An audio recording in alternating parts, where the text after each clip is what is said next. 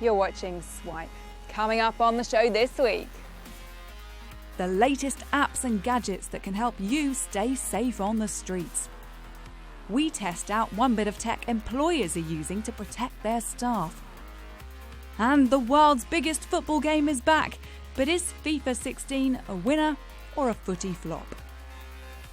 we've all been there.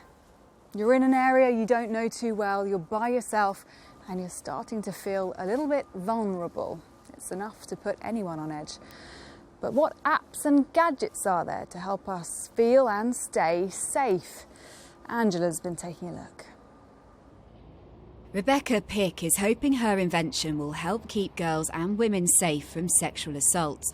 The 22-year-old came up with the idea for a personal safety device after a fellow student was attacked outside her flat in Glasgow. The Personal Guardian is a lightweight, discreet personal attack and lone working alarm. When you activate it, it will connect via your smartphone to a central monitoring station who listen in and assess the situation. They send all that information to the police along with your GPS location, who respond as a high priority response. There are tens of thousands of violent sexual assaults each year, and victims may not be able to get to their device or phone in a struggle. Taking inspiration from wearable technology, Rebecca went with a design that lets you clip the alarm onto a bra strap or belt, making it more discreet. As well as devices incorporating GPS tracking, there's also a wide variety of personal safety apps being developed to help watch your back. Some alert you if you're entering a high crime area, and others, like this Watch Over Me app, let you share your journey with selected friends or family in real time so they can see when you're home safely. This is the Companion app. It also lets you choose friends to accompany you on your way home by sending them a message. The app also detects spikes in your heartbeat and can sound an alarm or send a message to a police station. Another, the React mobile safety app, has a share your location feature and an SOS button which sends friends an emergency text, which can optionally be posted to social media sites. But personal security experts say apps shouldn't be completely relied on. If you're under duress or you're experiencing fear or high stress, you have physiological responses to that. And what happens when your heart rate goes up, your cognitive processing drops, and your fine motor movements, the dexterity in your fingers, isn't available to you. If you were very scared, you wouldn't be able to actually function any of those functionality keys. So whilst technology can't be relied on to get you home safely, a bit of extra reassurance may help along the way. Angela Barnes, Sky News. Right, well, I've got my bike now because it's time I tested out one of these personal protection apps. And with me is Don Cameron and the Stay Safe app, and this is aimed at business owners. Absolutely. There's about 6 million lone workers in the UK. All of their employers have a duty of care to look after those employees when they're out working alone. So you track staff. That's correct. So I'm going to pretend to be one of your employees and I'm going to go and run an errand now on my bike, maybe a 5-minute errand. Yeah. So how can we set up my session? Very simple. We just start a session. We say we're going to be out for perhaps 10 minutes. Right. It immediately zooms in and finds you. You've got the option to enter some notes, or you can just start the session. Oh, it's counting down. I'm on the clock now. Great. And as you soon can as see you where I do am. that, your employer can now track you on the map. Right, I'm against the clock. I better go. See you later.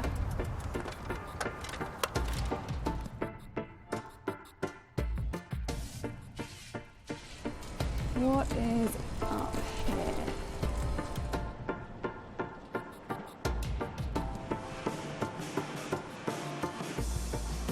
Right, I'm going to pull over. Now we can see whether this app really knows where I am.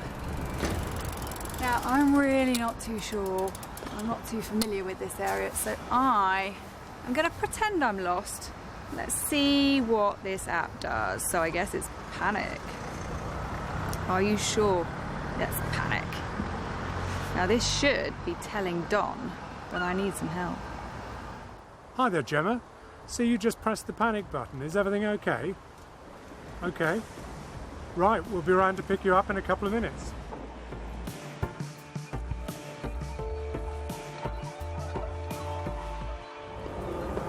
Don, you found me. Hi, You've Gemma. come to rescue me. I Did have. you see where I was the whole time? The whole time, and we tracked you when you panicked. Now, what if I was really far away, though?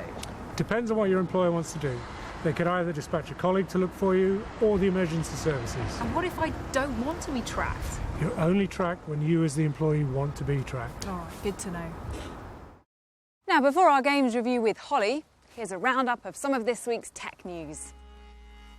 Google unveiled its latest Nexus smartphones this week as it looks to take on the Apple 6S and 6 Plus.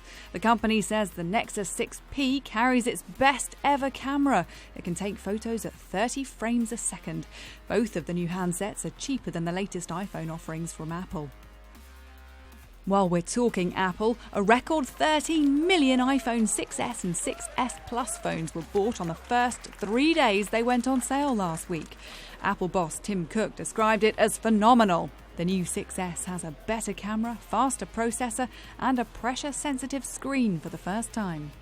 And you know when you're talking to a friend hands-free and then the conversation gets drowned out by noises around you? Well, Novo can automatically adjust the volume in your headphones according to the sounds around you, so it's always at the same level.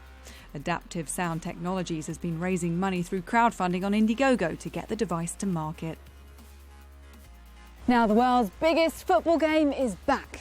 But is it a title challenger? Here's Holly with our games review.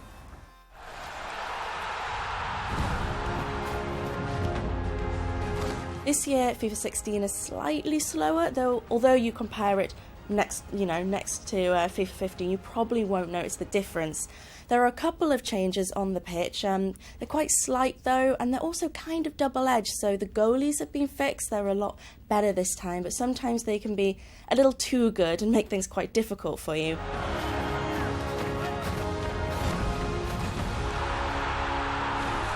There's also the addition of women's international team, which is a brilliant thing. There's a whole new area of football that they're discovering, and it'll be a lot more inclusive and bring people in. So overall, there are a couple of slight differences. Not that much has changed. However, the official licenses and the game modes like Ultimate Team, which are always popular, will keep people satisfied. You know what sucks about dying? The crash. Soma is developed by Frictional Games, the developers of the classic horror game Amnesia. This game is less outwardly horror. There aren't any kind of cheap jump scares. The horror is really found in the environment, the kind of atmosphere and the idea of kind of loneliness and isolation. It's a very clever game. The story, it's very story-driven, and it kind of deals with some very interesting themes. Now, there's not a lot of signposting, there's no map, it doesn't really tell you where to go, so that kind of adds to the horror a bit. You get a little bit lost, but sometimes when you're kind of wandering around aimlessly and looking what to do, it can get a little bit frustrating. However, if you're a fan of horror or sci-fi, there will be a lot in this game that will keep you happy.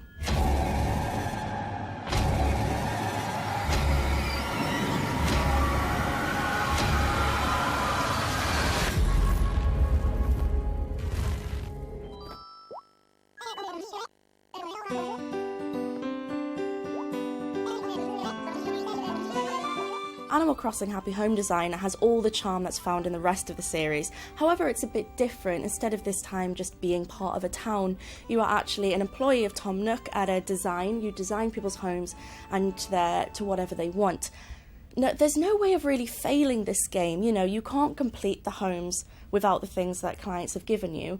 But, you know, no matter what you do, they'll always love it. So although that gives you a lot of creative freedom, it doesn't really give you much of a motivation to improve. But the real joy in this game is found in designing aspects of the town. So you design a hospital, a school, things like that, and then the villagers use it, and that's very satisfying. So for fans of the series, there'll be a lot in it for them. There's a lot of recurring characters, which is good. But it could perhaps do with a bit more of Animal Crossing, really. Maybe kind of having your own home to design would be good. However, it is an incredibly fun game, and I think a lot of people will like it. Well, that's it for this week, but take a look at Sky News on mobile and iPad for some bonus features from this week's episode, including some advice from a personal safety expert and some more gadgets and apps to keep you safe. See you next time. Bye-bye.